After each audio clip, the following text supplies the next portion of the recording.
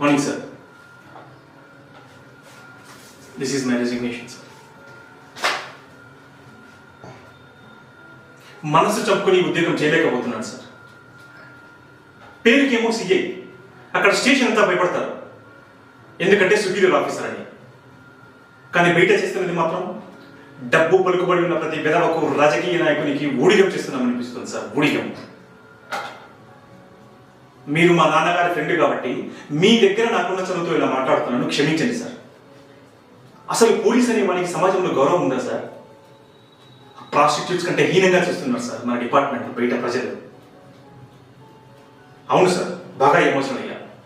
ఎందుకంటే నిన్నటికి నిన్న ఎంతో మంది చిన్నపిల్లల జీవితాలను నాశనం చేస్తున్న ఒక పెద్ద డ్రగ్స్ ముఠాను పట్టి లోపలేసి కేసు ఫైల్ చేస్తే 10 నిమిషాల్లో ఒకవైపు మన ఎమ్మెల్యే నుండి, ఒకవైపు ఎంపీ నుండి ఒకటే ఫోన్ కాల్స్ వాళ్ళను వదిలేయమని.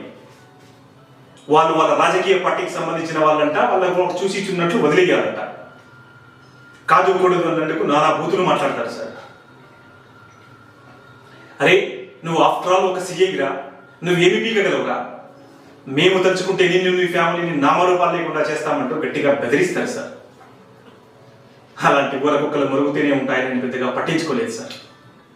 కానీ మన కమిషనర్ గారు నన్ను తన ఆఫీస్కు పిలిపించి, అరే నువ్వేమైనా హీరో అనుకుంటున్నావా? పోలీస్ డిపార్ట్మెంట్ అంటే నీ ఇల్లు, నీ అత్తారిల్లు అనుకుంటున్నావా? ఇక్కడ పని చేయాలంటే డిసిప్లిన్ ఉండాలి.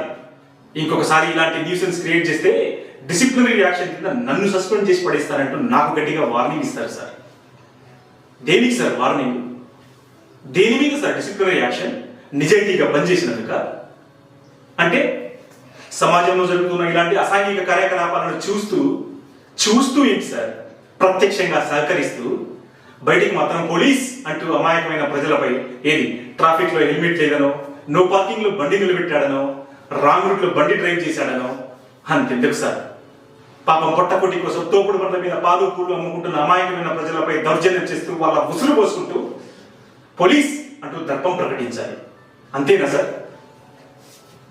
మరీ విడ్డూరం ఏంటంటే సార్, ఇలాంటి అసాంఘిక కార్యకలాపాలపైన మమ్మల్ని ఎవరైనా నిలదీస్తే వాళ్ళ మీదనే తప్పుడు కేసులు పెట్టి సంఘ విద్రోహ శక్తులు అంటూ వాళ్ళ జీవితాలను నాశనం చేస్తున్నాం సార్. మనం ఎక్కడ సార్ సమాజాన్ని కాపాడుతున్నాం? అసలు మనకు ఆ ఆలోచన ఉందా సార్? అందుకే sir prostitutes are more genuine than us. ఎందుకంటే వాళ్ళు డబ్బిచ్చి పడకెక్కే వాళ్ళకి, దౌర్జన్యం చేసి పడకెక్కే వాళ్ళకి ఒకే రకమైన సుఖాన్ని ఇస్తారు సార్. ఇంతకంటే నీచంగా నేను పోల్చలేను సార్ మన department.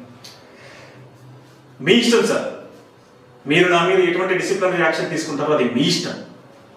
I don't care, because I am no longer belonging to this so-called highly respected police department, sir. Goodbye, sir.